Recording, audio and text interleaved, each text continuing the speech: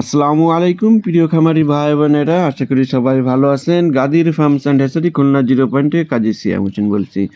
আমি এই মুহূর্তে আমাদের খামারে আছি। আপনারা দেখতে পাচ্ছেন আমাদের ব্রুডিং শেডে টাইগার মুরগির বাচ্চা।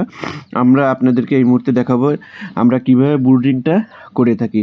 আপনারা দেখছেন বাচ্চাগুলো পেপারের উপর খাবার দিয়ে আছে, সেই খাবারগুলো খাচ্ছে এবং আমরা কিন্তু 4 কোনায় 5 কোনায় 5টা পানির পট দিছি। এই পানির ভিতরে কিন্তু মেডিসিন দিয়ে আছে।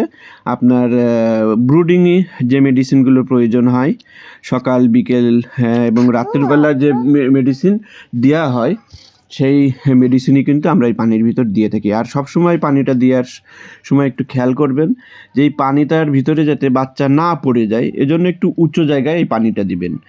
আরও আপনি একটু খেয়াল করবেন যে আপনার পেপারগুলো জানি দুর্গন্ধ ভিজা না হয়। দোবেলা অবশ্যই পেপারগুলো যে কয়দিন পেপার বিছাই দেবেন, পাল্টাই দেবেন, তাহলে আপনার খামারে কোনো প্রকার রোগ ব্যাধি ঢুকতে পারবেন না।